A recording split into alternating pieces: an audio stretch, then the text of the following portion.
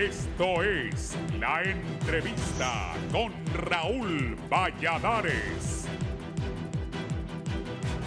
Un nuevo reto se impuso la actual administración al proponerse que Honduras vuelva a aprobar a la cuenta del milenio. Y de lograrlo, se convertiría en una hazaña que no se logra cumplir desde hace 14 años, durante el mandato del expresidente José Manuel Zelaya en el 2008, y dichos fondos fueron esenciales para diversas obras, incluyendo la ampliación de un tramo de la carretera CA5. Pero desde esa ocasión hasta la actualidad, el país no ha podido calificar.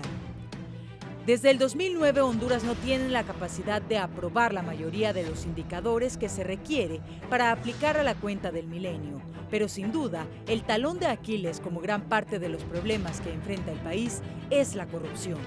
No obstante, la presente administración del Poder Ejecutivo confía en que lograrán recuperar y mejorar los puntajes de cada uno de los apartados mediante la puesta en marcha del proyecto denominado Honduras, Plan para recuperar el acceso a la cuenta del desafío del milenio, el cual consiste de 4 ejes fundamentales, y todos ellos encaminados a combatir la corrupción y fortalecer la rendición de cuentas, tanto públicas como privadas. En ese sentido, el plan contempla que generar una cultura de integridad y ética, de prevenir, detectar, sancionar y erradicar la corrupción en el ejercicio de las funciones públicas en el marco de una alianza que involucra a los 3 poderes del Estado: sociedad civil, el sector privado, órganos contralores, organismos internacionales y la ciudadanía en general, que incluye el convenio entre el Gobierno de Honduras y las Naciones Unidas para la instalación de la Comisión Internacional contra la Corrupción e Impunidad en el país. Vital este proyecto. Algunas de las acciones a tomar de urgencia por parte del Ejecutivo serán las de realizar una auditoría a la Oficina Normativa de Contratación y Adquisiciones del Estado, ONCAE, al tiempo de modernizar los protocolos, obligar a las instituciones de Estado a publicar todas sus compras y contrataciones, contratar una firma auditora internacional o, en su defecto, el Tribunal Superior de Cuentas para realizar una auditoría externa a Hondutel, la ENE, Aduanas y la desaparecida INSEP, además de establecer convenios internacionales con distintas organizaciones de medición externa. Sin embargo, a pesar que la corrupción del desafío del milenio todavía no ha publicado su evaluación sobre el desempeño de Honduras, las autoridades estiman que están claras en que se reprobará en 2022, ya que el país será evaluado con los indicadores del 2021. Es decir, evaluaron el último año del Partido Nacional, por lo que estiman que se obtendrá una calificación debajo del 50% por el vital indicador de la corrupción. De alcanzar nuevamente la cuenta del milenio, serviría como un respiro para el país, ya que dichos recursos se aprovecharían para la reconstrucción de las zonas devastadas por los huracanes ETA e IOTA, así como para los estragos ocasionados por el actual temporal lluvioso, cuyo caos provocó una declaración de estado de emergencia nacional.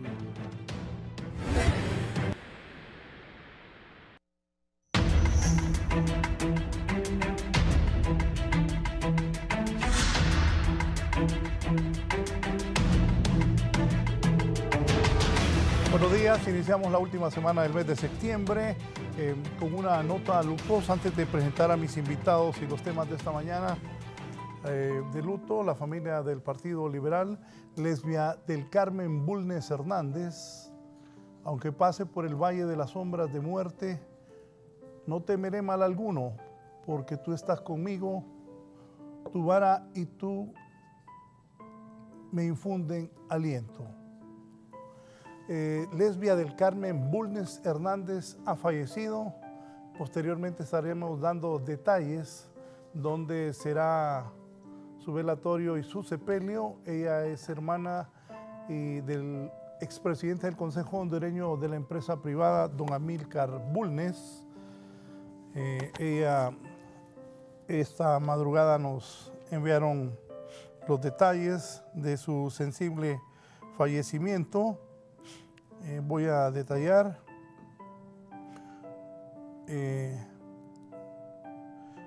Doña Lesbia Bulnes ha fallecido. Familias Dorientes: Johanna Bulnes, Alexander Bulnes, Manuel Antonio Urbina, comparten el fallecimiento de su amada madre, Lesbia del Carmen Bulnes Hernández, fallecido el 25 de septiembre en Los Corrientes.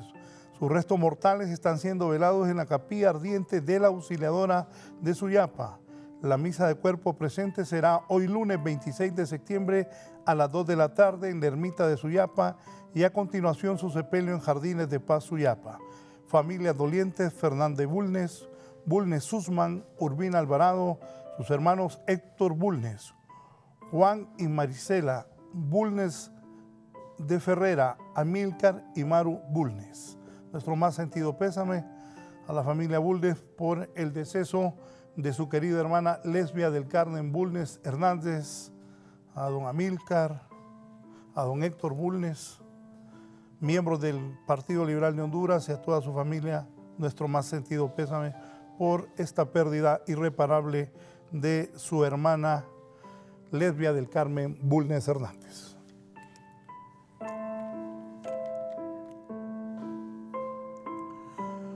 Con permiso de la familia doliente, la emergencia en el país. Hoy vamos a hablar de la cuenta del milenio. Ya tengo a mis invitados, pero antes la emergencia está...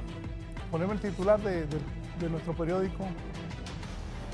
13 fallecidos, 20.000 personas afectadas, 7 puentes destruidos y más de un centenar de comunidades devastadas por temporal lluvioso. Destrucción nacional. La presidenta Xiomara Castro, ayer nos comunicamos con Héctor, que andaba con ella, visitó albergues y zonas dañadas por las lluvias en el Valle de Sula y en Santa Bárbara. Vamos a tener detalles a partir de este momento. Ahí está con el diputado Casaña y los pobladores de Santa Bárbara.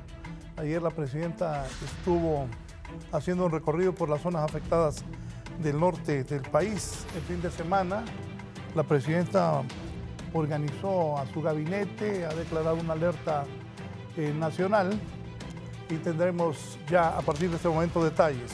Con nosotros está el presidente de la Comisión Nacional de Banco y Seguro, el ingeniero Marcio Sierra, que también fue convocado por la presidenta y le han asignado funciones específicas sobre este tema también de la alerta nacional. Ingeniero, bienvenido.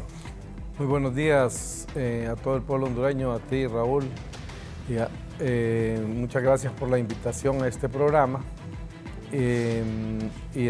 Sí, he sido invitado por la presidenta como ministro asesor de la presidencia ad honorem para gestión por resultados, en vista de que se requiere tener información unificada, información continua, rápida, porque está cambiando permanentemente, e información que proviene de diferentes fuentes. Entonces ella no puede estar viendo lo que reporta un municipio, lo que reporta el otro, y luego lo que reporta Copeco, lo que reporta las Fuerzas Armadas, lo que reporta la MON.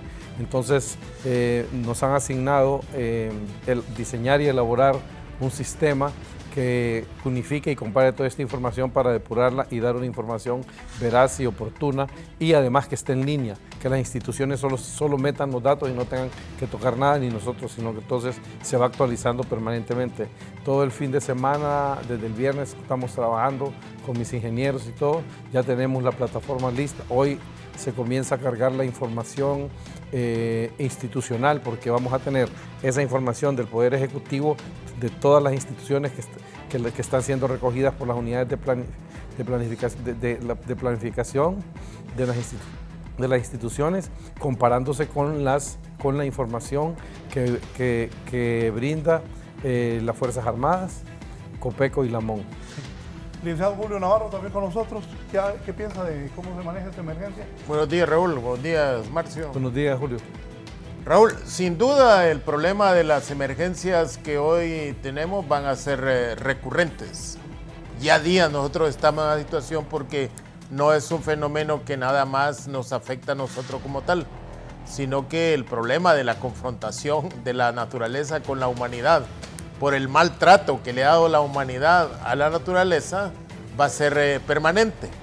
Desafortunadamente nosotros tenemos una cultura de emergencia y no una cultura de continuidad de cómo vamos a ir nosotros tomando acciones de carácter preventivo, que no nos tomen en esta situación, sino que cada vez que hay un efecto de ese tipo, hay que volver a desempolvar los protocolos que en algún momento se siguió y no hemos educado a la población como tal a poder responder en los momentos cruciales de esas emergencias, y entonces nosotros vemos cuestiones dolorosas que tienen efectos en la vida de las personas. A veces cosas tan simples, Raúl y Marcio, de como que alguien se atreve a pasar un riachuelo, a pasar una quebrada, porque creyendo que va a desafiar las corrientes de agua. Entonces, todo eso es producto de la falta de nosotros de educación para las situaciones difíciles hoy provocadas por la naturaleza. También es muy importante el problema de la información. La información en todos los tiempos ha sido fundamental para manejar las situaciones de crisis, pero más ahora es mucho más importante en que hay diferentes fuentes de información con el desarrollo de los medios electrónicos. Y esas diferentes fuentes de información tienen también, Raúl, diferentes sentidos. O sea, ¿de qué provocamos con eso? ¿Cómo utilizamos eso, desgraciadamente, políticamente, o cómo creamos alarma? Entonces, hoy más que antes es necesario tener una fuente de información hacia el público única, que tenga la veracidad suficiente y que el pueblo se mantenga informado. ¿Para qué? Para tomar precauciones, y el Estado necesita información veraz para tomar decisiones, para focalizar acciones, para desplazar personal, para asignar recursos, y yo creo que ese trabajo, si no se tenía planificado como tal, porque te digo, el problema cultural nuestro, sí, no es tarde todavía hacerlo. Ingeniero, ¿hay un decreto de emergencia, 90 días? Sí. Bueno, el día viernes, la señora presidenta Xiomara Castro convocó a Consejo de Ministros. Yo no formo parte del Consejo de Ministros per se, sino que el Consejo de Ministros ampliado, por ser una institución, la Comisión Nacional de Banco, por ser una institución desconcentrada de la Presidencia de la República, pero fui invitado para este tema. Lo que dice Julio es realmente correcto. Hay gente, incluso sacan videos del ETA y OTA, sacan información durante la crisis de ETA y OTA, haciéndola ver como que es información que está saliendo en este momento. Entonces le crean pánico a la gente. Incluso hicieron que el alcalde de La Lima sonara la alarma a medianoche y que la gente evacuara. Y cuando mandamos a la gente del FIS y de la Secretaría de Infraestructura y Transporte al día siguiente a ver las calles que decían estaban completamente secas, entonces la gente completamente asustada. En ese sentido, pues yo quería retomar unas palabras de Julio, que el problema también es un problema de planificación, que no nos anticipamos, administramos por crisis en los gobiernos. Acuérdense que en el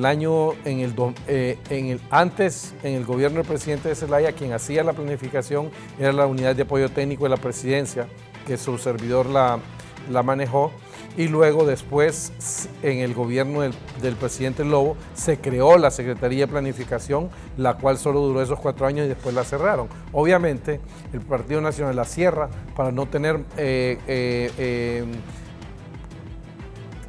algún mecanismo que la ley los obligue a seguir esos planes, aunque crearon el plan de nación, pero ese es nada más un documento, un papel. En ese sentido, nosotros, desde que la presidenta tomó posesión, comenzamos a trabajar, ahí por esa razón me nombraron ministro asesor ad honorem para gestión por resultados, para crear un sistema de gestión por resultados que ya está funcionando. Ya se hizo la primera evaluación al primer semestre de todas las instituciones del gobierno. Entonces, ahí está información concentrada, pero ese mismo sistema tiene módulos en los cuales tenemos módulos para monitorear inversión pública, módulos para monitorear la cuenta del milenio, y por esa razón me llaman a mí para hacer un módulo especial solo para el monitoreo de lo que son los daños y lo que se va a ir haciendo en cada una de las obras en cada municipio. Entonces, con eso va a poder, como decía Julio, tener información unificada de una sola fuente. Además, tenemos un equipo de especialistas de todas las áreas que están verificando la información y comparándola, porque ahorita ya tenemos anoche precisamente vimos el primer ejercicio y hay diferencias entre las cifras de las Fuerzas Armadas, las cifras de Copepco y las cifras de AMON. Y nosotros estamos ahorita cargando información sobre lo que vamos a recibir directamente de todas las SUPEC de las instituciones que tienen gente en todos lados para ver cómo vamos a comparar y qué información es la que se va a dar, porque estamos yendo a validar. Hay alguna redundancia de datos en muchos casos en los cuales son diferencias muy grandes y eso es lo que tenemos que hacer, que la gente tenga un solo dato. Sí, voy a ir con Kelvin Aguilar, es el alcalde de San Agustín Copán y presidente de la mancomunidad de Liguito, que aglutina municipios de Copán, Ocotepeque y Lempira. Alcalde Kelvin, detalles de lo que ha pasado ahí en esa zona. Buenos días, adelante por favor, alcalde. Buenos días, licenciado Raúl Valladares. Un placer estar en el foro La Entrevista de Canal 11. Al igual a sus compañeros panelistas, a don Julio Navarro y a don Marcio Sierra. Efectivamente, como usted lo manifiesta, estamos aquí anclados en el territorio de la Mancomunidad de Liguito. Somos 15 municipios comprendidos entre el centro y el sur del departamento de Copán, 13 del departamento de Copán, uno de Lempira, que es Talgua, y uno de Ocotepeque, Belén Gualcho. Estamos en este momento en una situación caótica, una situación de emergencia bastante lamentable, producto de estos eventos adversos que han puesto y viendo la vulnerabilidad que tiene el territorio nacional en sí, y el departamento de Copán no ha sido la excepción. Tenemos una fuerte cantidad de personas damnificadas, daños colaterales en las viviendas, hay la infraestructura vial totalmente colapsado, sistemas de agua potable, sistemas de alcantarillado sanitario, y la verdad que lo que se está viviendo en el departamento de Copán es realmente calamitoso. Nuestros conciudadanos están sufriendo estas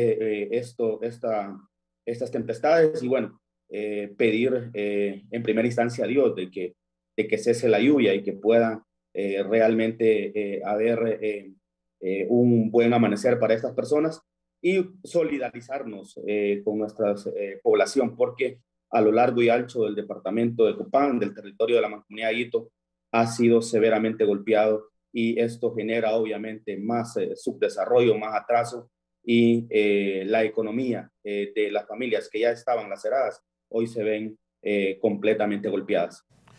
La situación en este momento de la gente de esa zona y... Díganos, alcalde, ¿qué necesitan del gobierno? Aprovechando que aquí está don Marcio Sierra, que estuvo en el Consejo de Ministros y que es el presidente de la Comisión Nacional de Banco y Seguro, pero lo han nombrado a don Oren y aparte para manejar la gestión. ¿Qué se necesita en esa zona? Más acción, más intervención. En este momento, si no fuese por la acción directa de la empresa privada y la acción directa de las municipalidades categoría A y B, realmente creo que la situación fuese más lamentable, porque los gobiernos locales estamos haciendo lo propio, las transferencias están llegando de manera tardía. Yo sé que hay compañeros alcaldes que todavía no se les ha asignado la transferencia ni del segundo trimestre de este año. Sé que el gobierno a través del Congreso y los diputados aprobaron algunos recursos dirigidos para la rehabilitación de caminos, pero eso todavía no ha llegado. En situación de alimentos es nula la intervención. Los primeros auxilios, las autoridades de socorro no cuentan con vehículos en instituciones como Copeco, bomberos, no hay la logística. Yo creo que de lo que se debe de tener es una educación de prevención, y aquí no ha habido ni prevención, ni antes, ni durante, y ojalá que lo que se venga después no vaya a ser tan calamitoso como en este momento. Yo considero de que es el momento de actuar. Nuestra gente no puede esperar. Estamos a las puertas de una significativa producción de café, y en este momento, como están las vías de comunicación, va a ser sumamente difícil que nuestros productores puedan sacar la producción. Hay mucha gente que tiene, y cabe hacer notar, licenciado, que en estos recursos que en un convenio que la CID y AMON se firmó, no vienen recursos orientados a el mejoramiento de viviendas. Hay viviendas que ya quedaron totalmente inhabilitadas, que aunque nosotros como alcaldes y los gobiernos locales podamos tener un terreno en situaciones mejores y que garanticen salvaguardar la integridad de la vida de las familias, no hay los recursos para poder echar a andar un proyecto habitacional así de buenas a primeras. La situación es grave. Yo creo que la estrategia que el gobierno está implementando en el sentido de que quiere tener varios frentes de maquinaria del gobierno, esto va a llegar demasiado tarde. Si nosotros sabemos que las diferentes casas comerciales ahorita no tienen un inventario de maquinaria y debemos de aprovechar el recurso que tenemos en cada uno de los municipios. En cada municipio hay personas que tienen una retroexcavadora, que tienen una volqueta, que tienen cualquier tipo de maquinaria pesada y que podemos hacer uso porque estamos en emergencia y que se nos den esos recursos. Conozco de compañeros alcaldes que no tienen ni siquiera para el combustible y movilizar sus vehículos a dar atención de primeros auxilios a muchas familias que en este momento lo necesitan. 9 meses. Bien, gracias al alcalde Kelvin Aguilar, alcalde de San Agustín Copán y presidente de la mancomunidad de Liguito, que aglutina municipios de Copán, Ocotepeque y Lempira. Vamos ahora con el profesor José Arnold Aguilar, es el gobernador político de Santa Bárbara y alcalde del municipio de La Arada, Santa Bárbara. Por cierto, ayer anduvo la presidenta Xiomara Castro en ese departamento del país. Alcalde, ¿cuál es la situación ahí en La Arada y en el departamento? Sí, buenos días, Raúl, gracias por invitarnos. De igual manera, saludar a los compañeros alcaldes y a los demás panelistas. Bueno, realmente Santa Bárbara es uno de los departamentos, creo, con mayor afectación también a nivel del país y sin duda alguna con una alta vulnerabilidad. Cada día que llueve, pues amanecen o aparecen nuevos problemas que atender. Sin embargo, con el respeto que merece el compañero alcalde que habló anteriormente,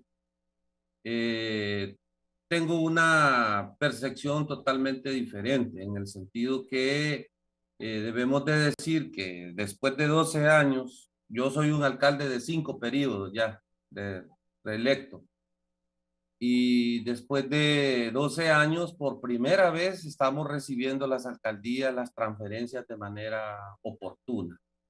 Las alcaldías que de repente no tienen sus transferencias al día, no se debe a problemas que quizás vengan desde el gobierno central. La presidenta ha sido muy clara y ha girado instrucciones, pues en este caso a la ministra de Finanzas y a nuestro ministro Tomás Vaquero, para que puedan transferirse estos recursos a las alcaldías. Y en este momento, las alcaldías que tenemos las liquidaciones de manera puntual, también tenemos las transferencias de manera puntual. En el caso nuestro aquí en Arada, estamos al día hasta el mes de septiembre y así como su servidor, pues muchos de los alcaldías del país. Entonces, quizás eso obedece a problemas internos de cada municipalidad, pero ya eso no le compete al gobierno central. Eso por un lado. Por otro lado, decirle que hemos dinamizado aquí en Santa Bárbara un equipo de trabajo consolidando pues todos los liderazgos que hay en el departamento y alcaldes, diputados, su servidor como gobernador y todas las demás fuerzas sociales que hay en el departamento, pues nos hemos unido y estamos trabajando de esa forma.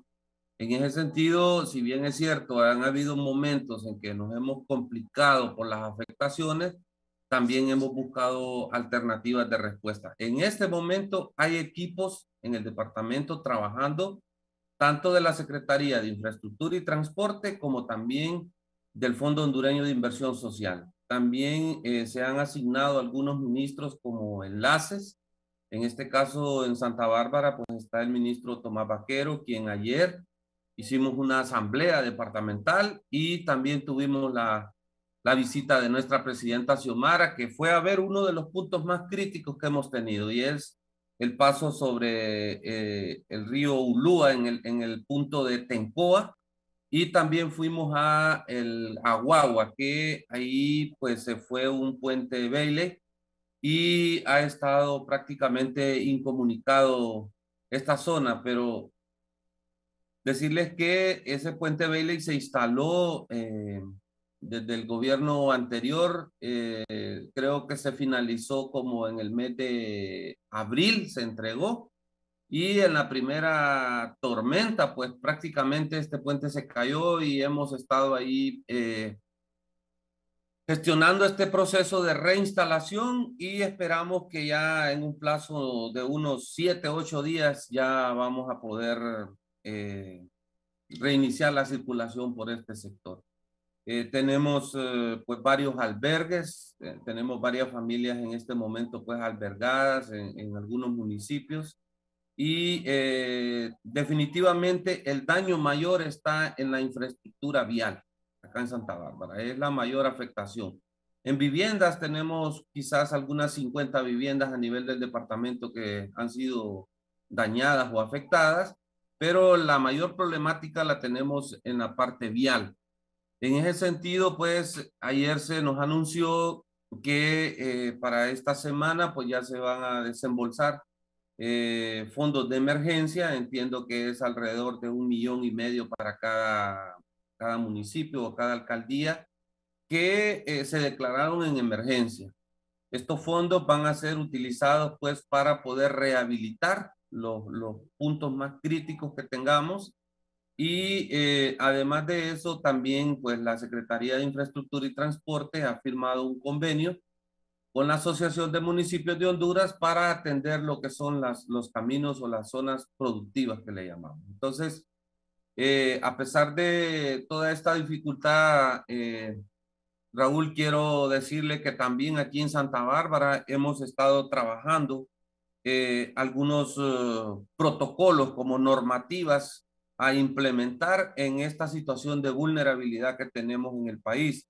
En ese sentido, sabemos que Santa Bárbara prácticamente es parte de la cuenca que también abastece el río Ulúa y también el río Chamelecón y que sin duda alguna pues necesitamos invertir en obras de mitigación y también la deforestación que hay, que eso también es otro problema grave y que debemos de abordarlo.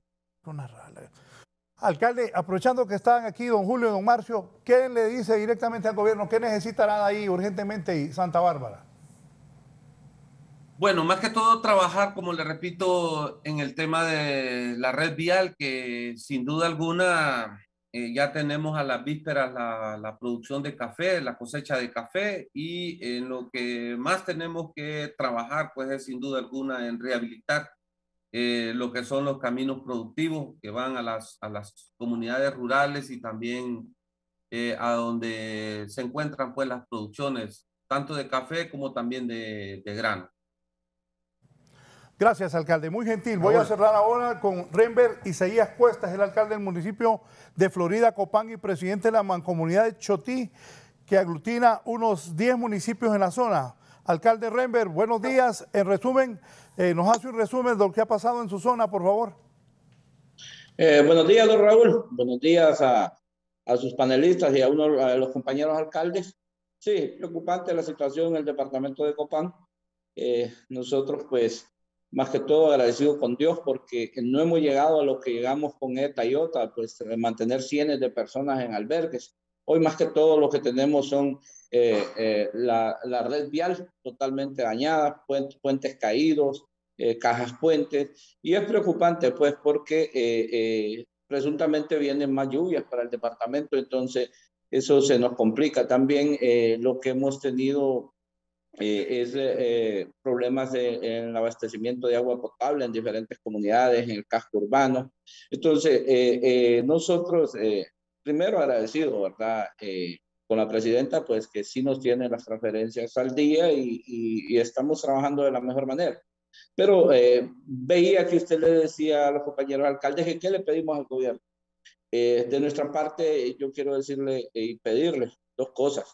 Primero, que pongamos en plan de país lo que es el norte de Copán, poder trabajar sobre lo que es el río Chamelecón. El río Chamelecón nace acá en el municipio de San Jerónimo, dulce nombre, y va acarreando basura y todo bosque, deforestación y todo, y después nosotros lo único que hacemos es lamentar lo que pasa en el Valle de Sula. Yo creo que nosotros podemos hacer mucho como alcaldes, pero a veces no tenemos los implementos para poderlo hacer. También pedirle que al departamento recuerde que aquí nos cruza la falla del Motagua y es la que se está activando, esa falla del Motagua, de que en el huracán Miss se activó y ahorita pues es la que nos está dando problemas con escuelas caídas, casas caídas y todo eso. Entonces yo pienso que fuese bueno poner un grupo de geólogos para poder evitar después más tragedias más grandes. Y sobre otra de las peticiones más grandes es, nosotros acá en el departamento de Copán, lo que es Paraíso, Florida y Nueva Frontera, que corresponde a Santa Bárbara, de aquí sale el 40% del agua que va hacia el río Motagua. Después lamentamos y estamos tratando de trabajar allá en las desembocaduras del río Motagua. ¿Por qué no hacer un trabajo mancomunado con los municipios del departamento de Izabal y Morales, acá en Guatemala, para poder trabajar desde la raíz del problema que se ocasiona allá sobre el río Motagua? Y tercero, pues, que salga un decreto por el Congreso, aquí Omar Sierra y los que están aquí de la gente del gobierno, un decreto para que nosotros podamos comprar maquinaria sin tener que pasar tanto trámite engorroso para poder obtener maquinaria. Yo sé que eso podemos solventar y que si nos asignen nuestro propio equipo, yo sé que cada municipio le vamos a ayudar al gobierno a poder mantener la red vial en mejor estado. Yo creo que eso se puede hacer a nivel de gobierno. Se pueden asignar fondos para tener nuestro propio equipo en cada uno de los municipios y trabajar por el bien de nuestro pueblo, don Raúl. Gracias. La misma pregunta, ¿lo más urgente qué es?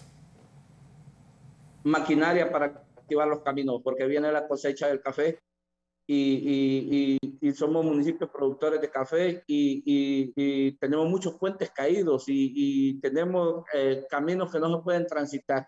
Entonces, eso es lo que más estamos pidiendo ahorita en maquinaria para poder trabajar. Sabemos que lo estamos haciendo, estamos trabajando el día a día con retro, con volquetas, pero en la semana anterior arreglamos y ya esta semana se nos volvió a ir. Entonces, bien complicado, pero ojalá y pidiéndole a Dios que pronto mejore en la época de lluvias y así nosotros poder restablecer los caminos y sacar la producción de café. Gracias. El alcalde Renber Isaías Cuesta, sí, del municipio de Florido Copán. Raúl, mira, el gobierno ha dado un instrumento preciso, objetivo a toda la administración desconcentrada que hay en Honduras, que son las municipalidades, que tienen sus propios presupuestos que le llega como transferencias de parte del Estado y que tiene que ver algo con lo que decía Marcio. O sea, la buena administración de los recursos y los buenos informes del dinero que se ha gastado. El instrumento que dio el gobierno de la República es el decreto de emergencia. El decreto de emergencia les permite a los alcaldes utilizar los fondos ya no bajo la ley de contratación del Estado que lo lleva a uno 6 meses para realizar una acción. ¿Cuál es el problema a este momento? Y que de aquí para allá debemos de tomar en cuenta. Es que necesitamos planificación preventiva. Por ejemplo, Santa Bárbara, Copán y otros departamentos ¿tienen los alcaldes de esas mancomunidades lista de las empresas que tienen maquinaria en esa zona o no? Porque entonces, mira, en una crisis de esta, te llega de dónde mandamos equipo. Entonces necesita, creo yo, una planificación, ya no solo en pavimentar las calles del municipio urbano con la cabecera municipal urbana como tal, sino en planificar las otras acciones que se deben de tomar de diciembre para allá, para prepararse para los meses de septiembre y octubre. Mira, hay departamentos en Honduras que antes le mandaban agua nada más al Valle de Sula. Hoy esa mayoría de agua no entra solamente al Valle de Sula. Antes hace destrozos en cada uno de esos departamentos. ¿Por qué? Por el problema de la ruptura del equilibrio de la naturaleza en la deforestación como tal. Entonces necesitas políticas de ese tipo para evitar todos esos problemas. Yo creo a los alcaldes que necesitamos mejorar la gestión preventiva sobre todas las acciones que debemos de tomar para no vernos en una emergencia. Raúl y Marcio, realmente, mira, a este momento, el trabajo de los alcaldes, la desesperación de los alcaldes es realmente complicada. Cuando él dice, estoy arreglando un vado que se fue, y luego me dicen que hay otro vado por allá, lo he arreglado y la siguiente creciente se lo llevó. O sea, realmente es un trabajo difícil para un alcalde. Y la mentalidad que tenemos todavía es que el gobierno central nos va a ir a ayudar. El gobierno central va a llegar en aquellas cosas realmente estructurales, donde el municipio no es capaz de hacerle frente presupuestariamente. Pero las otras acciones, sí creo yo que las alcaldías deben de buscar cambiar su capacidad de ejecución que tengan. O sea, hoy hay que preocuparse también por la infraestructura rural que se debe tener. Y no solamente, repito, en el casco urbano de los municipios, porque uno ve realmente municipios en nuestro país que hoy están muy bonitos a nivel urbano, pero la infraestructura vial que hay a nivel rural deja mucho que desear. Yo creo que los alcaldes deben de aprovechar al máximo este decreto de emergencia nacional que les crea condiciones para mejorar su capacidad de ejecución. Y qué bien la disponibilidad de la Secretaría de Finanzas de proporcionar los recursos que le corresponden a cada una de esas alcaldías. Y los alcaldes que tienen problemas en rendir cuentas de lo que les han dado, pues yo creo que deben de apurar y mejorar su gerencia. Ingeniero. Bueno, hay que tomar en cuenta un par de cosas. Obviamente a esto, como se le llama crisis, no se puede tener planificado algo porque es algo que sucede de imprevisto, pero sí podemos ver que este tipo de crisis se dan periódicamente todos los años y en vista del calentamiento global, cada año puede ir siendo y va a ir siendo peor mientras no tengamos las medidas de mitigación para resolver este tipo de problemas. ¿Qué sucede? Que lastimosamente somos de mentalidad corta en el país. No estamos tomando en cuenta de dónde venimos, qué se hizo con todo el dinero que pasó durante los 12 años de gobierno del Partido Nacional, donde no se invirtió nada en infraestructura, ni en los caminos, ni en obras de mitigación. Ahí están, lo que sirvieron fue para hacer contratos con capas asfálticas de 1 o 2 centímetros, que ahí pueden ver la carretera que está entre Lempira y Copán. Ya está destruida y fue nueva hecha en el gobierno de Pepe, terminada ahí y ya no existe. Entonces, todo ese tipo de infraestructura que hay en todo el país, de esa manera, incluso aquí en Tegucigalpa, cada 2 o 3 meses estaban bachando porque solo los tapaban con tierra y le ponían una pequeña capita de concreto asfáltico. Esa es la corrupción que nos tiene hundidos en el país y que se vino a acumular ahora y que está afectando todos todos los municipios del país, y nadie está recordando que ahorita se están sumando todos esos hechos más los efectos de esta crisis. No tratamos de justificar eso porque nos toca ahora a nosotros resolver esos temas de todas maneras, de cualquier u otra manera se tienen que resolver, aunque sea por partes, pero la crisis la vamos a superar. Lo que dijo Julio, no es el gobierno central completamente el que tiene que resolver eso, porque ya hay una distribución y hay un decreto que exige y ordena entregar esos fondos a las municipalidades para hacer eso. Algunas municipalidades tienen problemas porque no han liquidado fondos de tiempos anteriores, entonces no les dan el dinero y le echan la culpa al gobierno. Yo anoche precisamente hablaba con el ministro del FIS, tiene ya gente contratada y están enviando gente el día de hoy. Hoy están firmando, hicieron invitaciones a concursos para aceptación de ofertas que estaban siendo recibidas, hechas el sábado, recibidas anoche y firmados los contratos hoy. Hoy se están desplegando una gran cantidad de empresas de construcción y supervisión a toda la zona noroccidental. Eso es parte de que también no se puede tener inmediatamente todos los recursos físicos disponibles ahí.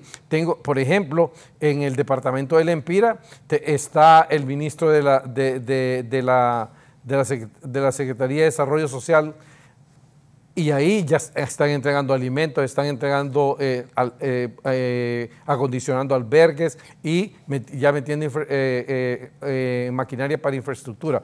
O sea, hay un despliegue, lo que pasa es que sí, se acaba de comenzar y van a recibir el apoyo en todas las comunidades que están más afectadas, o sea, hay que priorizar.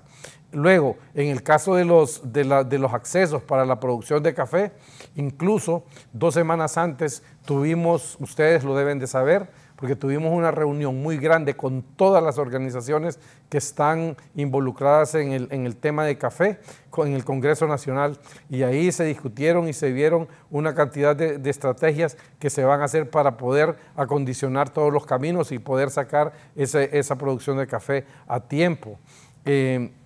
En ese sentido, yo quiero decirles a todos los alcaldes que aprovechen el espacio que les da el decreto para hacer las contrataciones lo más pronto posible, porque les permite hacer contrataciones directas.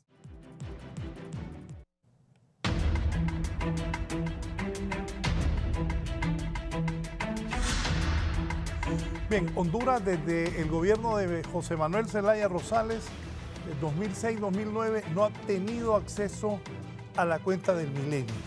¿Desde cuándo se puso en marcha el plan para tener acceso nuevamente a la cuenta del Milenio y en qué año se espera tener resultados? Pienso yo, que me corrija aquí don Marcio o don Julio, que este año no va a ser fácil para Honduras recuperar la cuenta del Milenio. Don Marcio.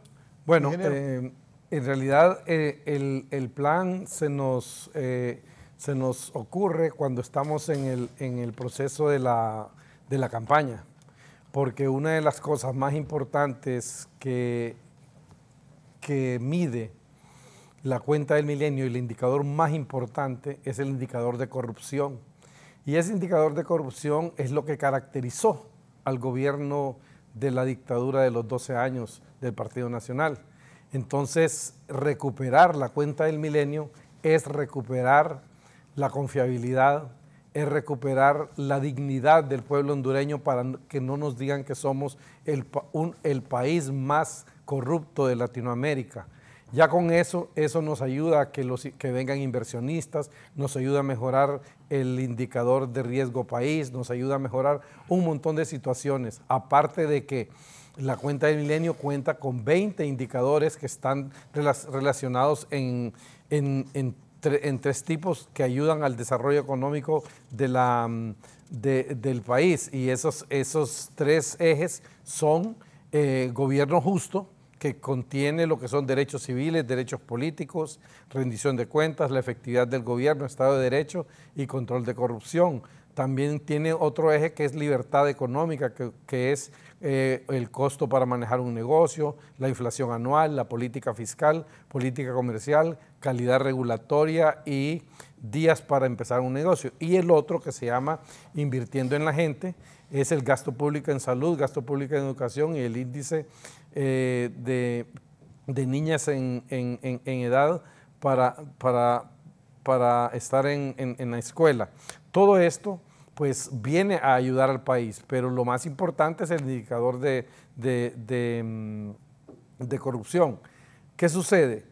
Que como está ahora la situación, que tenemos 12 años de no aprobar la cuenta del milenio, nosotros tenemos que cumplir, por ejemplo, una gran cantidad de requisitos para poder volver a ser elegibles. Miren ustedes ahí en esa presentación, en el gobierno del presidente Zelaya, los 3 años que están en verde, aprobamos la cuenta del milenio. Nosotros recibimos 215 millones de dólares, un compacto que fue dado por la cuenta del milenio, con el cual se hizo el tramo carretero que va desde Tegucigalpa hasta la Villa de San Antonio, los 4 carriles, y eso fue donado. Luego tuvimos una cantidad de 72, casi 73 millones para proyectos de desarrollo rural, que eran proyectos que servían para poder extraer toda la producción del sector agrícola a las zonas de consumo y a las zonas de exportación. En ese sentido, todo eso apoya, pero de ahí en adelante,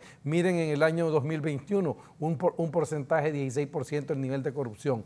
Todavía, este próximo año, el resultado que va a publicar la cuenta del milenio ahora en noviembre es la evaluación del último año del gobierno del Partido Nacional, del gobierno de Jo. O sea, que ya sabemos que vamos a salir sumamente reprobados y posiblemente tal vez más bajos que ese 16%. Nos toca a nosotros recuperar eso, recuperar la dignidad, y el resultado de este año del gobierno de la presidenta Xiomara Castro se reporta en el próximo año. ¿Qué pasa? Que ahorita ya fuimos a reunirnos con los principales, con los 2 vicepresidentes y un director de la cuenta del milenio en Washington, aprovechando la reunión de las Naciones Unidas. Ellos llegaron desde Washington a Nueva York solo para reunirse con nosotros y presentarles esta información, presentarles cómo estamos, el plan que tenemos hay un plan completo que es para la recuperación de la cuenta del milenio. Es un plan donde están todos los ejes que ya mostré anteriormente, en los cuales todas las instituciones del gobierno tienen que ver, pero como dice, la rendición de cuentas y el control de corrupción es lo más importante. Marcio, una pregunta. ¿Qué porcentaje se necesita para aprobar la cuenta del milenio? Miren, hay tres cosas importantes. No, tío, pero el nivel de... ahí me iré el cuadro. Sí, lo que pasa es que... de 0 a 100, ¿cuánto ocupas? No se puede decir que sea el 50% de eso, sino que depende del comportamiento de todos los países que están. Entonces hay una media en esos países. Por ejemplo, generalmente anda entre 40 y 50%. En el 2008, en el 2007 aprobamos con 47%, porque la media de todos los países que estaban dentro de eso fue menor. Entonces con 47 aprobamos, pero en realidad se saca esa media y el que está abajo de la media ya no aprueba. Es es un acumulativo de factores. Sí, claro. El control de corrupción además no lo mide la cuenta del milenio, sino que lo miden organismos internacionales por medio de diferentes indicadores y de encuestas de percepción. Entonces nosotros estamos hablando, por ejemplo, ya tuvimos reunión con World Justice Project, con Transparencia Internacional, con Freedom House, con la cuenta del milenio, tenemos que hacer con El Economista y ya hablamos y estamos haciendo memorándum de entendimiento para recibir asistencia técnica y apoyo para poder volver. En realidad no debería de costar. Si solo hacemos las cosas honestamente y presentamos las cuentas, eso debería de salir. Y trabajar en los demás 19 indicadores, sí, porque lo que tú preguntaste es importante. Los requisitos son pasar el 50% de los 20 indicadores, que serían 10. Luego, pasar el indicador de corrupción y tener un indicador de derechos civiles que se pase, derechos civiles y derechos democráticos. ¿Qué hizo bien el gobierno de Mel y después qué hicieron mal para que tantos años no se haya aprobado esta cuenta del milenio? Mire, en realidad en el gobierno de Mel casi todo no es porque estuve ahí, me gustaría que pusieran la gráfica, una gráfica donde está ahí los indicadores de la cuenta, comparativos los indicadores de la cuenta del milenio del 2006-2009 contra los indicadores del 2010 al 2019, al 2020. Está ahí una gráfica. Poner la siguiente para que Marcio vaya explicando y así con Julio le vamos haciendo interrogantes. Sí, porque ahí se mira qué hizo bien y qué hicimos mal para que la gente no piense que es que estoy defendiendo el periodo 2006-2009. Hay una cosa que dijo Marcio muy concreta. Dele adelante. La Mira, siguiente. El problema de la cuenta. El problema de la cuenta del milenio no solo es el poder accesar a esos fondos, sino que en el fondo tiene un problema moral para el Estado, ético. Mira, yo estudié con beca de la Fundación Ford y a uno le ponían un promedio de notas que tenía que tener en la universidad para no perderla. Exactamente. Mira, los norteamericanos, esta vez, recordad que fue un acuerdo entre los dos partidos en el Senado para destinar más o menos 7,000 millones de dólares a lo que le llamaron cuenta del milenio. Sí. Y esa cuenta del milenio sale producto de las negociaciones del Tratado de Libre Comercio. Los norteamericanos se dieron cuenta de todas las debilidades que teníamos de infraestructura, pero también hablan de que no es posible darles dinero si la corrupción sigue. Pero mira, en el último gobierno, para terminar de rematar eso, crearon la ley de secretos. Y mira, la ley de secretos es... Eso te manda todo al... Te manda todo al carajo. Y entonces, con la ley de secretos, se profundizó la impunidad sobre el problema de manejo de los fondos. La creación de los fideicomisos en los bancos, de los fondos de las instituciones del Estado, viene también a dar más opacidad. ¿Por qué? Porque todos los fondos que están en instituciones y los pones en fideicomiso en bancos se convierten en fondos privados. Una vez que son fondos privados podés eludir la ley de contratación del Estado y podés eludir la Oficina de Normas y Contrataciones del Estado porque ese dinero se convierte en dinero privado y entonces ellos contrataban directamente. Entonces ya no había administración del Estado y las unidades ejecutoras del gobierno ya no trabajaban. Por ejemplo, ese cuadro es muy importante, lo que me preguntaba Raúl. Mira, en derecho... Nosotros pasábamos en aquel tiempo los derechos políticos, libertades civiles, control de corrupción, 60 contra 16, efectividad de gobierno, 71 contra 35. No tuvimos mal el Estado de Derecho y tuvimos mal y rendición de cuentas muy bien en el primer eje. Y el gobierno del 2021 y 22, todos están en rojo. Solo derechos políticos tienen bien.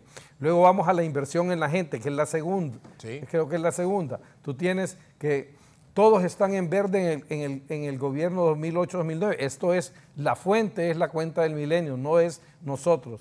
Y ellos no pasan tasa de inmunización ni pasan la inscripción de niñas en educación secundaria. Luego nos vamos a la libertad económica. El único que no pasamos nosotros en ese momento fue en la política fiscal. ¿Por qué no pasamos esa de política fiscal, creen ustedes? Porque el gobierno del presidente Zelaya se opuso a devaluar. Se estuvo en 19 lempiras 0,4 el valor del dólar porque uno de los principales impuestos que puedes ponerle a un pueblo es la devaluación, a un pueblo como nosotros que casi no exportamos. Entonces nos opusimos ante el Fondo Monetario y no se devaluó. Por eso sacamos esa de ahí. Imagínense ellos en apertura de negocios, nosotros teníamos 64% y ellos sacan 0. O sea que la dificultad para abrir negocio en este país es nula. Todo esto tenemos que recuperarlo. Ahí se demuestra. Démele a la siguiente que está ahí, que para que vean cuáles son la siguiente, los efectos, esa gráfica. Vamos a poner primero el crecimiento económico inclusivo. Todos estos resultados, ustedes los pueden ver mostrados en efectos económicos. El gobierno del presidente Zelaya tuvo crecimientos del 6.6 en el 2006, 6.2 en el 2007 y 4.2 el crecimiento económico en el año 2008, que fue la crisis mundial. El país que más creció en toda América fue Honduras. Y fue crecimiento inclusivo. ¿Por qué es crecimiento inclusivo? Es crecimiento inclusivo porque hay crecimiento económico que se acompaña de reducción de pobreza. Miren la gráfica de reducción de pobreza. Se bajó la pobreza de 64 a 58. No lo digo yo, esos son indicadores que están en la cuenta del milenio, Banco Mundial y todos los organismos internacionales que lo publican. ¿Cómo nos dejaron ellos la pobreza? Ahí está, 2021 al 75%, 74% la pobreza. ¿Qué quiere decir? Que todas estas medidas tienen un sentido. Los norteamericanos no formulan un proyecto así por así si no tienen efectos de largo plazo o efectos de impacto. Y por eso es que nos sacan. Porque ¿qué? La corrupción te afecta todo lo demás, todos los refuerzos que se van. Miren, denle la siguiente, ahí solo quiero ver esta y termino. Hágame más grande el cuadro, miren los efectos que tuvo todo eso. En el año 2000, la tasa, ahí enfrente. Perdón, sí, la tasa de pobreza, nosotros la bajamos de 58 y ellos tienen 73.6, 15 puntos arriba la dejaron. Miren abajo la última línea, que con menos dinero, súbalo un poquito, con menos dinero, el presupuesto eran 113,000, ahí hay 113,000 millones de lempiras en el 2009, contra 289,000 millones de lempiras en el 2021. 113,000 a 289,000. A 280. Lo aumentaron en 156% y subieron la pobreza en 15%. ¿Dónde está el dinero, señores? Entonces, la inversión pública como porcentaje del PIB, con menos dinero hicimos 4% y ellos con 156% más solo hicieron el 3%. La inversión privada con ese 4% subió la inversión privada de 25% y ellos apenas el 18%. Esos son números, no hablemos de otras cosas. Ahí están los resultados.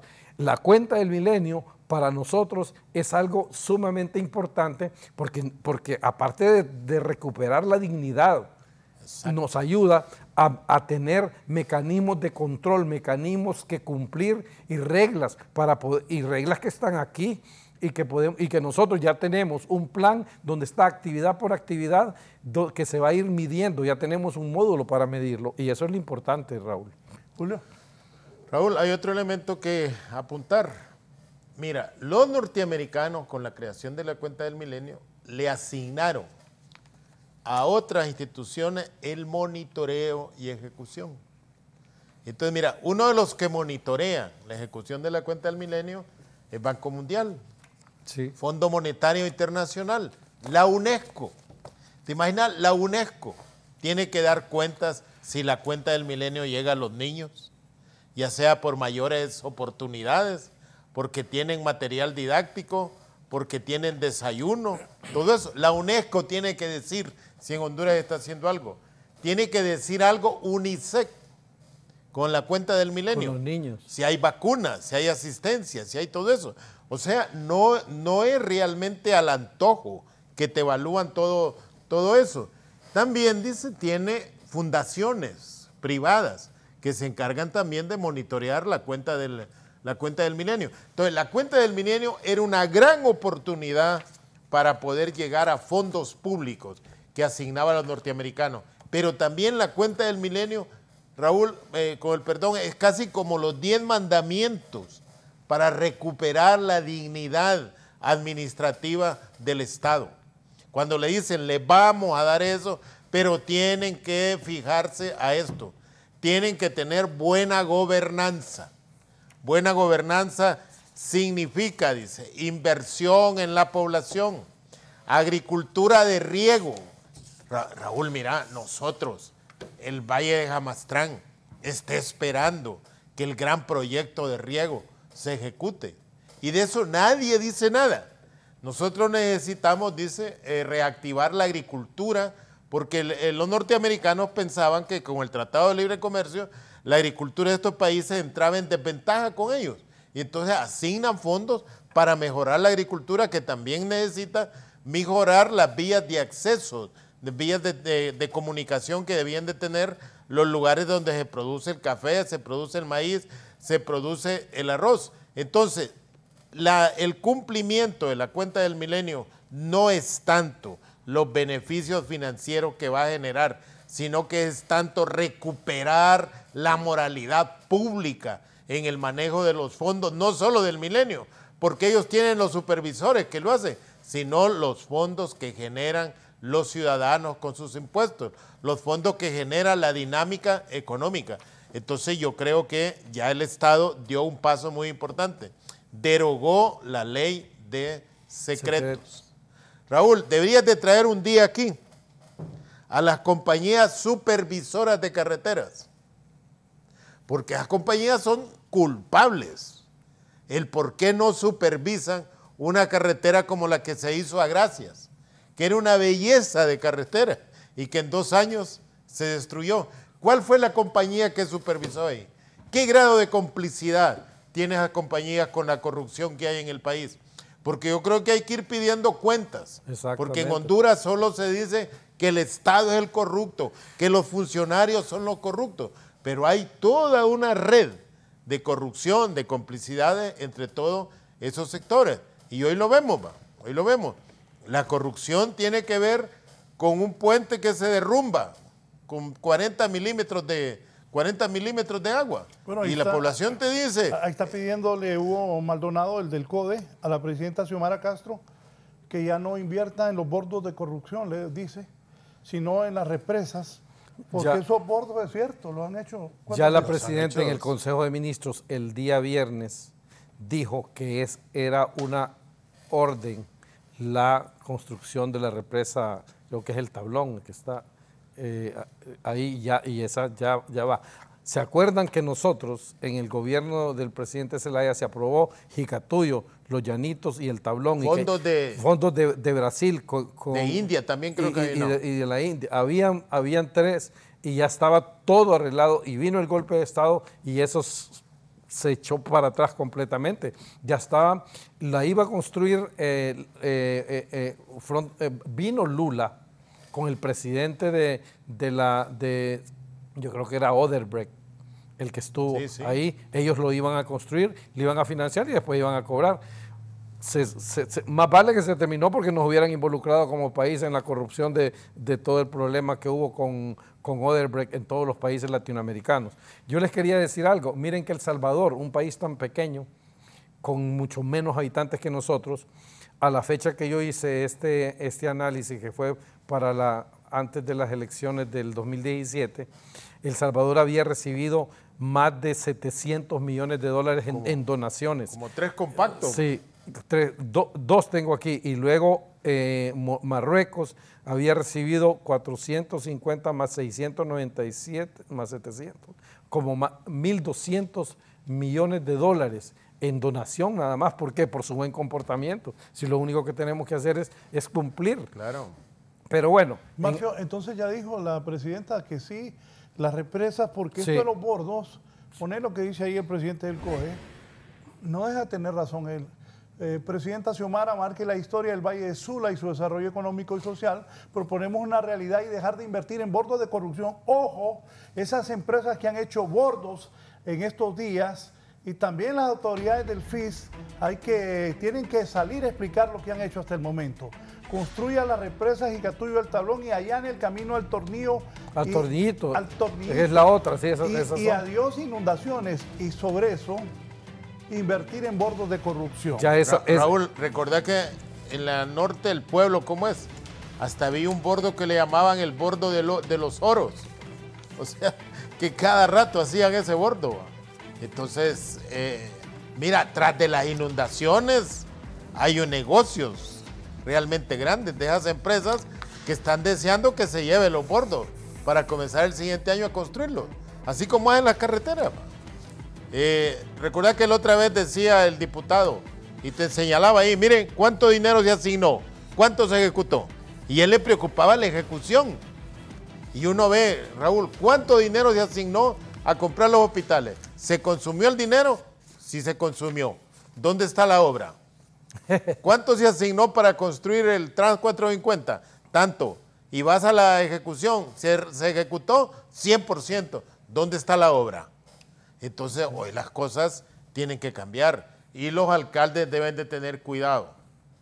El decreto de emergencia que les da acceso a contratar obra, no vayan a saltar las trancas, que hoy hay otro paradigma de ejecución presupuestaria, no del que vienen con ONGs o con fideicomisos, que eran total impunidad. Escuché al ingeniero Sierra decir a los alcaldes que hay algunos alcaldes que no han mandado los papeles para aclarar cuentas. Ese es uno de los problemas que reporta la Secretaría de Finanzas y por eso algunos salen quejando, ay, que no me dan a mí la transferencia, que esto y otro. Pero obviamente, sí, es cierto que no se las dan, pero todos tenemos el derecho y el deber de cumplir con lo que establece la ley para que la Secretaría de Finanzas te entregue. A mí no me pagan un F01 que ya esté listo para el pago si yo no he cumplido con la documentación necesaria que te lo piden. Entonces, esa es una cuestión de un proceso que ellos ahora, si tienen problemas por una liquidación, por una cuestión y todo, ahí ya es otro tema. Entonces, por eso no les dan.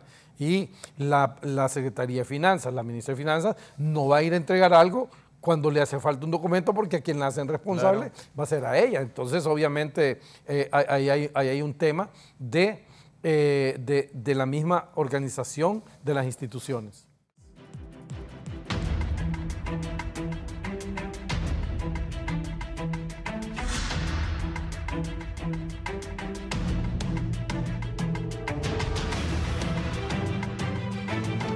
Bien, ¿qué papel juega la instalación de la CICI para ayudar a los indicadores de combate a la corrupción? Hasta no haberse instalado la CICI, Honduras no tendría acceso a la cuenta del milenio, ingeniero Sierra. Lo no tiene nada que ver el tema de la instalación de la CICI con lo de la cuenta del milenio, porque la cuenta del milenio es un programa mucho más antiguo que fue creado en el gobierno de George Bush y tiene otros parámetros. Entonces, ya vimos cuáles son las condicionalidades. Entonces, lo que hay que hacer es qué se tiene que hacer para volver a ser elegible. Y por eso fuimos a esa reunión nosotros a Nueva York y la presidió nuestra presidenta Xiomara Castro. Hablamos con ellos y ya quedamos en que vamos a tener relación directa con el director de elegibilidad de la cuenta del milenio para ir viendo cuáles son las cosas que necesitamos superar para volver a ser elegibles. Y eso es lo que nos toca hacer en este año. Posiblemente ya el próximo año, si seguimos como vamos, no vamos a tener vamos a poder ingresar a la cuenta del milenio. ¿Qué sucede?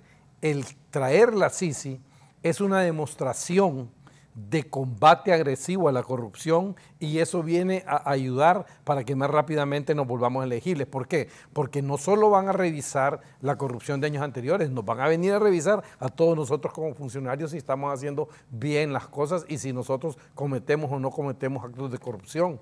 Y si al que cometa actos de corrupción, que tenga que pagarlos personalmente, porque esa es una decisión personal de cada uno de los funcionarios. Entonces, en ese sentido, no tiene una relación una cosa con la otra, sino que más bien la instalación de la CICI viene a apoyarnos y a ayudar más. Con solo el hecho de que Honduras la esté pidiendo, ya son puntos a favor para la elegibilidad. Miren, por ejemplo, esa gráfica en la cual a mayo, que nosotros estamos con Sid Gallup, la aprobación que tiene la presidenta Xiomara Castro en su gobierno. En mayo es 65%. Ya salió el resultado a septiembre y subimos a 70% la aceptación que tiene la presidenta Xiomara Castro. Eso se va a publicar próximamente. Y la desaprobación es 27%. Si le da a la siguiente, ahí van a ver ustedes, por ejemplo, o creo que era la anterior, ahí ya es en esa, miren esa. Esto es bien importante para que vean con solo la percepción que la gente tiene en el momento en que fueron las elecciones en el año 2021, la corrupción estaba en 41, de acuerdo a la medición de Sid Gallup. Una vez que Xiomara toma posesión, ya baja a 37. Y en mayo estamos en 28. Esperamos que ya en esta nueva medición siga bajando. Estos son indicadores que nos muestran de que las cosas se están haciendo como se debe para poder optar a ingresar a la cuenta del milenio. Este es el indicador principal, corrupción. Entonces, en ese sentido, pues esperamos que todo eso sea tomado en cuenta, Raúl. Julio, Y ¿estás de acuerdo con eso? Marcio, y ese 28%, Raúl, se justifica. Porque mira, venimos de tanta corrupción. Qué fácil. Que la gente cree ir a cambiar esto realmente o no ir a cambiar. Y entonces todavía tienen sus dudas. Las esperanzas que tienen ahí en la encuesta sale. Entonces es necesario apuntalar todas las cosas. Sí. Y yo repito, no tenemos otro decálogo que seguir, el de la cuenta del milenio. Cuenta del milenio dice 2 factores fundamentales que lo planteaste, Marcio. Es el combate a la corrupción y 2, transparencia. Y la transparencia es eso, fondos ejecutados, obras visibles. Rendición de cuentas. Ese paradigma de que lo que necesito es ejecutar el presupuesto y no ver la obra, eso ha cambiado. Y los alcaldes deben de ser claros en eso. La CICI va a venir aquí a arreglar todas las cosas descompuestas que hay a nivel judicial. ¿Va? Pero deberíamos de creer convencidos que la CICI de enero para acá tendrá poco trabajo, porque estamos realmente controlando los niveles de corrupción que se puedan dar. ¿Va? La CICI viene realmente a refundar el sistema judicial en nuestro país y dejar una pauta, me parece a mí, de buen manejo, de honestidad del sistema judicial y del sistema de investigación. Eso de que ahora dicen que si la CICI viene, si se da tal cosa, si se da lo otro.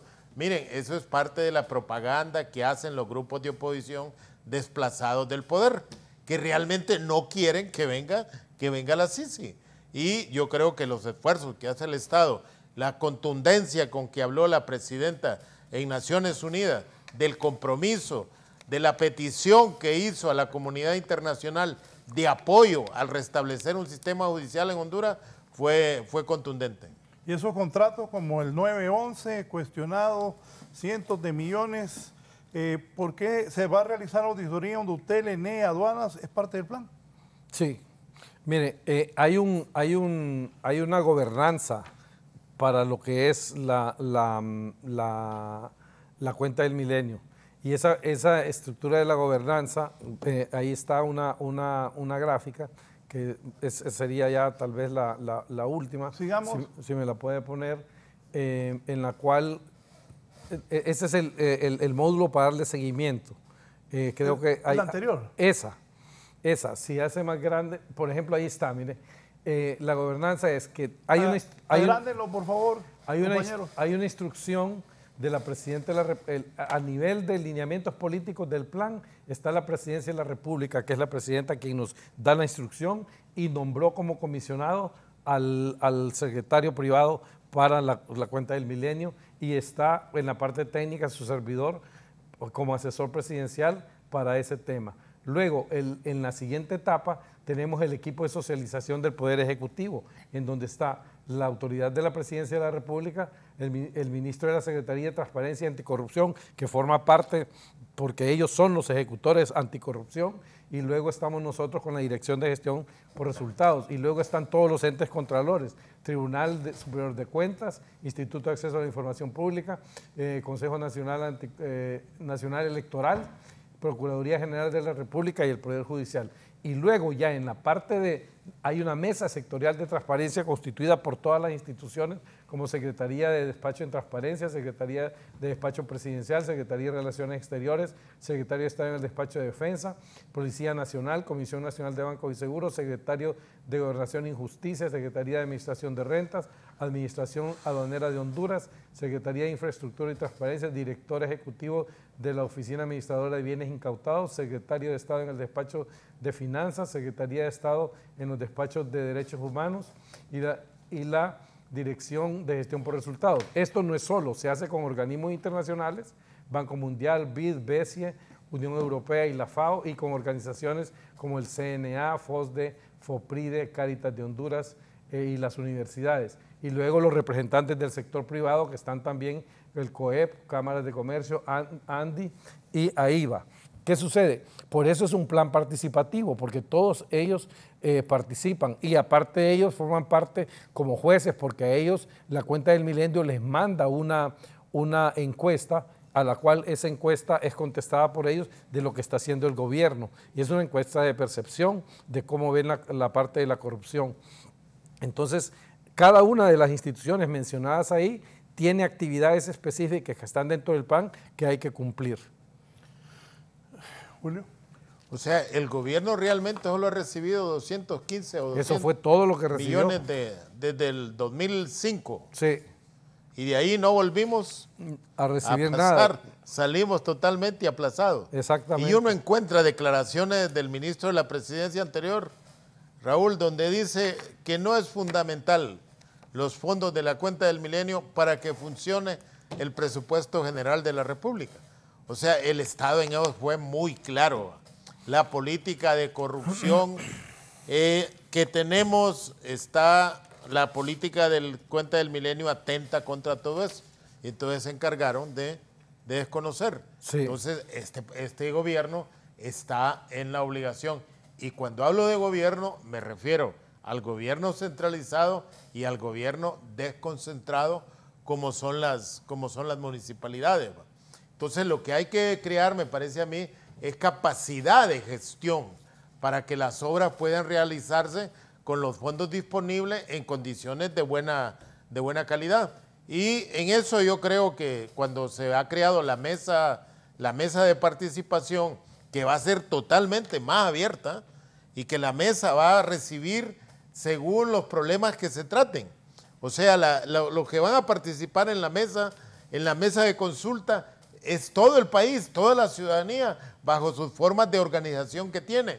Y no solo las organizaciones tradicionales que se crearon para que estuvieran en el FONAC en forma permanente, porque los problemas del país no están referidos a organizaciones particulares en forma permanente, sino que a veces los problemas son de carácter sectorial y en alguna manera son problemas hasta cíclicos o ocasionales. Entonces, abrir el abanico de participación de la gente es también abrir el abanico de supervisión y de gestión de un buen gobierno. Aquí la producción me notó algo importante. El proyecto contempla solicitar una excepción de la medición del control de corrupción del 2022. ¿Por qué se debe hacer eso?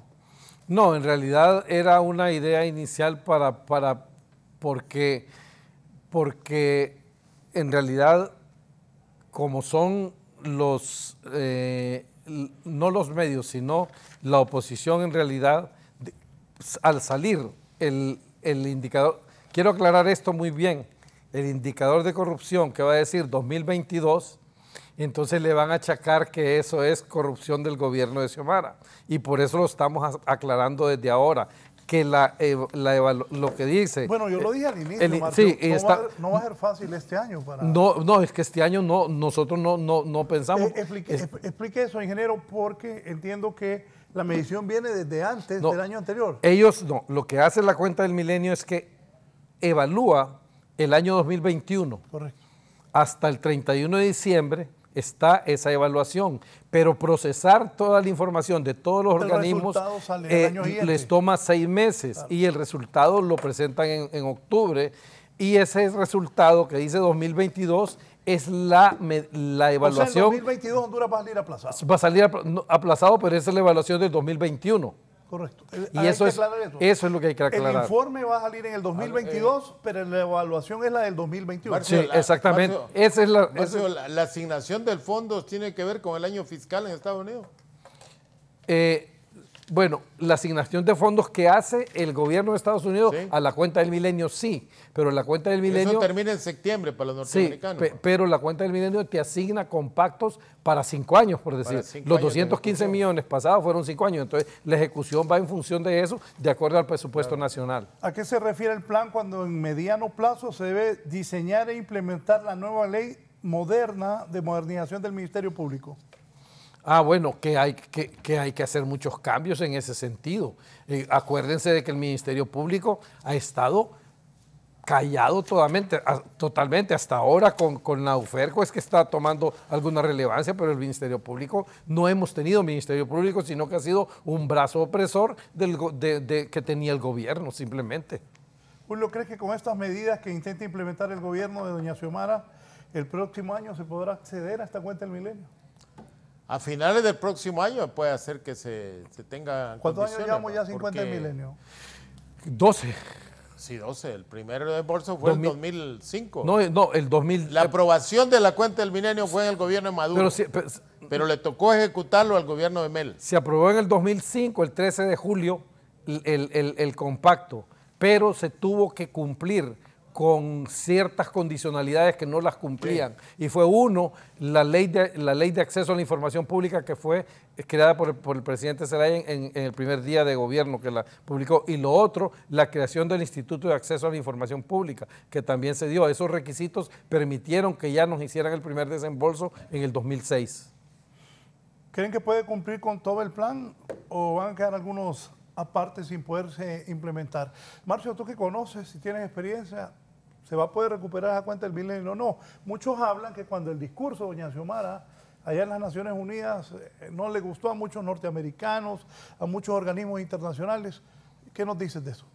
Bueno, creo que no tiene tampoco que ver, porque el discurso es sobre soberanía, sobre derechos, sobre muchas cosas que más bien la cuenta del milenio establece ahí qué es lo que debemos de tener para cada uno de los países. Y si ven los indicadores y se hace objetivamente sobre esos indicadores, nosotros los podemos cumplir fácilmente y no tiene nada que ver con un discurso que realmente recupera la dignidad de nuestros países, la dignidad de Latinoamérica, y que realmente tiene que ver mucho con con el pensar de nuestro gobierno.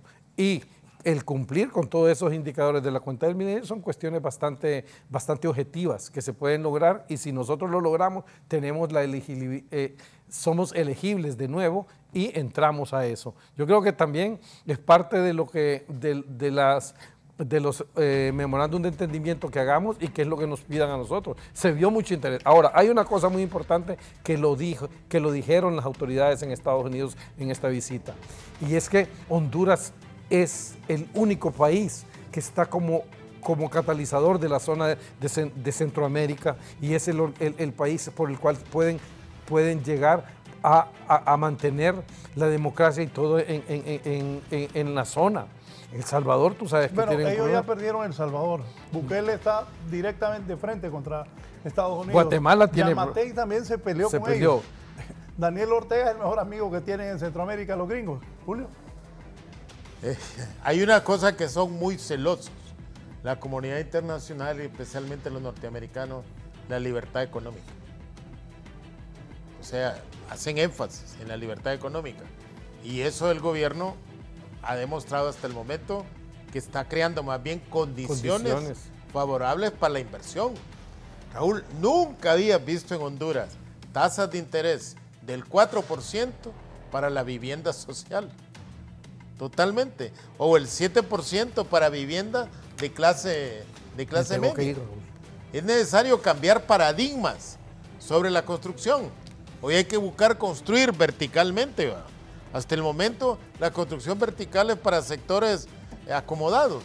Entonces yo creo que el indicador, mira, que cuidan mucho hoy en día el mundo, las libertades civiles. Ahí está en la cuenta del milenio. Raúl, hasta el momento, ¿vos has visto que alguna bomba lacrimógena se ha lanzado en el país? No. Eso también mide la cuenta del milenio. La gobernanza, la tolerancia, incluso fíjate que la cuenta del milenio habla de desarrollar programas de subsidios a aquellos sectores que realmente no tienen agrícolamente capacidad competitiva, capacitación de jóvenes. O sea, ese es un papel grande que tiene que hacer el INFOC en este nuevo escenario. Gracias, don Julio. Mucho gusto, Raúl. Gracias por estar aquí. Ingeniero Marcio Sierra, su mensaje final para la población. Bueno, que nosotros como instrucción de nuestra presidenta y como equipo integrado de gobierno de todos los sectores involucrados, haremos todo lo que esté a nuestro alcance para poder lograr retomar la cuenta del milenio y poder recuperar la dignidad de nuestro país como un país realmente que no es corrupto, que los corruptos era un grupo que estaba gobernando el país. Le preguntaba al ingeniero Sierra, y lo contaba aquí internamente, pero lo voy a contar, una señora empresaria rusa me tuvo en un banco el otro día y me dijo que no hay dólares en la banca. ¿Qué pasa, ingeniero? Dólares hay en la banca, lo que sucede... ¿Y en el Banco Central? En el Banco Central, las reservas ahorita andan como en 8 mil millones de dólares. O sea, el tema es los pagos de las facturas de... ¿Por qué los bancos han escondido los dólares? Petroleras. El pago de la factura de petróleo y el incremento en los precios. Hay bancos que no obtienen dólares porque son bancos que se dedican al consumo, como tarjetas de crédito y otros bancos que reciben muchas remesas que le venden a esos bancos los dólares. Entonces es una cuestión de especulativa más que toda entre los bancos por algunas cuestiones de que tienen miedo, de que creen que van a sacar los dólares y eso, pero no hay problema de dólares en el Banco Central. Se disparó el dólar, como estaba a 24.50, está un poco más arriba de 24.60. 63. Sí, 63. Sí, pero ¿A qué se debe? Eso es producto del efecto de inflacionario que ha tenido el... Además, hay un fortalecimiento internacional del dólar, la libra. Sí, pero acuérdense que el efecto trae un efecto de retardo al momento en que la inflación empieza a bajar. Cuando la inflación está alta, el precio del dólar sube. Entonces, ahorita acaba de subir, pero por el efecto de retardo que hemos tenido de toda la inflación acumulada que ha venido de todos los países. Raúl, la noticia del mundo. Un partido fascista ganó las elecciones en Italia. Pero, o sea, ella ya quedó, ¿no? Ya quedó. Pero ya debe haber así fascista, nunca un partido en Europa había dicho una ultraderecha que era fascista. Ellos sí dicen, somos fascistas. O sea, eso es lo que está dejando la falta de entendimiento de los problemas mundiales hoy en día. O sea, bueno, Berlusconi estaba feliz levantándole la mano. Pero Berlusconi ideológicamente es un angelito ante la nueva señora que ha adquirido el liderazgo. Y el otro elemento, mira, primera mujer que gana.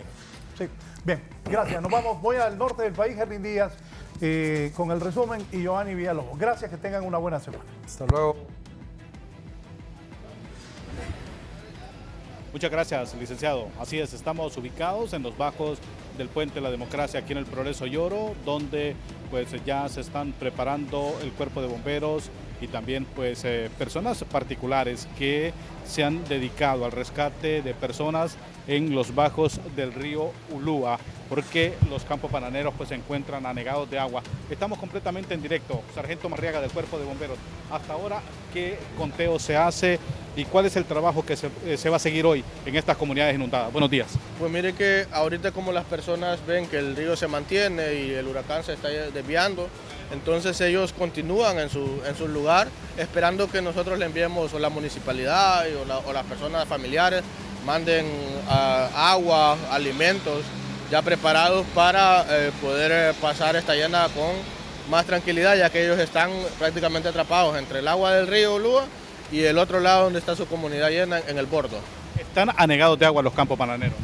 Sí, ya que se abrieron nuevamente 3 boquetes de agua en Buenavista, uno donde rompió en años anteriores, y toda esa agua entró del río con toda la fuerza, y esa agua se va a mantener hasta que los niveles del río se mantengan como ha pasado ahorita.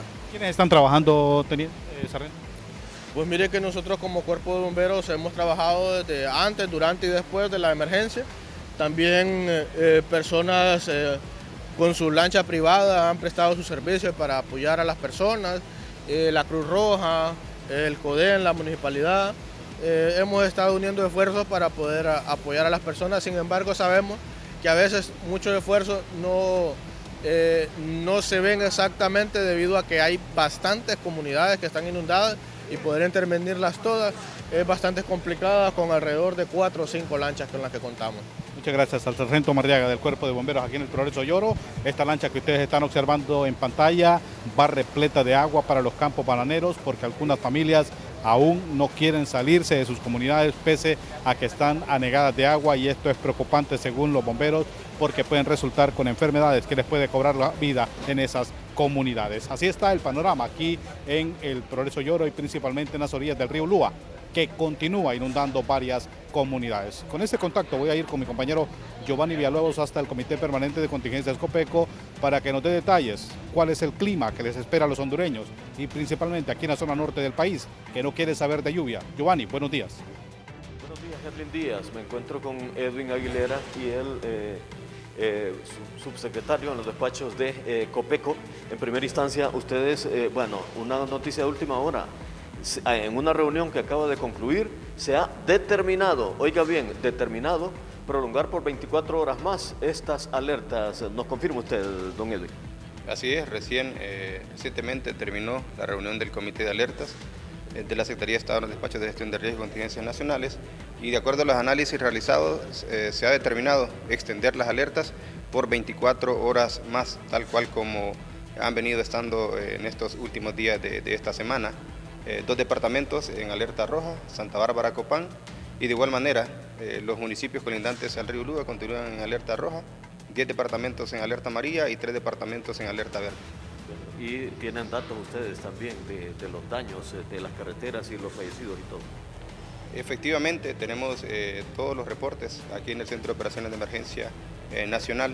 Mayores incidencias en el departamento, en este caso de Santa Bárbara, en cuanto a afectación en tramos carreteros. Actualmente tenemos un registro de 60 tramos carreteros que han sido dañados en el departamento de Santa Bárbara. De igual manera en el departamento de Copán tenemos el registro de 10 tramos carreteros. De igual manera en otros departamentos y de igual manera en Santa Bárbara y Copán, cajas puente que han sido dañadas. En ese sentido, pues estamos estableciendo todas las coordinaciones pertinentes con la CIP y con el FIS. Hacer mención a la población de que la Secretaría de Estado en los despachos de gestión de riesgo es el ente coordinador del sistema. En muchos de los casos no interviene directamente en la rehabilitación y la construcción, en este caso, de infraestructura vial, pero sí coordinamos con las secretarías a las cuales compete, como en este caso con el FIS y con la CIP. En ese sentido estamos trabajando fuertemente y estableciendo las coordinaciones para rehabilitar el paso en aquellas comunidades que han quedado incomunicadas. Gracias a don Edwin Aguilera y don Benedicto Santos, subsecretario en los despachos de Copeco. ¿Ya hay acciones contundentes para afrontar esta emergencia? Sí, mire, la presidenta ha organizado un gabinete de emergencia, un gabinete a nivel nacional, donde, como lo decía el compañero Edwin, Copeco lleva digamos en este caso, la coordinación, porque la ley de Cinajera así lo establece. No obstante, se ha distribuido cada uno de los ministros como enlace en cada uno de los departamentos, ¿verdad? Y eso es una demostración de la preocupación de la presidenta Xiomara Castro en dar una respuesta y que todo el gabinete nos dediquemos a trabajar. Que nos dediquemos todos y cada uno de nosotros, ya lo explicaba el compañero Edwin, ya tenemos un recuento, ya se ha manejado las alertas. Hay lugares que nos preocupan mucho, por ejemplo, ayer verificamos in situ en el departamento de Santa Bárbara y pudimos ver cómo ha surgido un fenómeno ahí que aparentemente fuera como un resumidero del lago, porque no es una quebrada, una laguna con una cantidad impresionante de agua, donde ayer se quedaron 3 vehículos soterrados totalmente. Para formarle un concepto, solamente esa laguna tuvo aproximadamente una profundidad, según los expertos de ahí, de unos 10 metros por ahí. Gracias al señor Benedicto Santos, subsecretario en los despachos de Copeco. Vamos a culminar la entrevista, retornamos con ustedes. Buen día.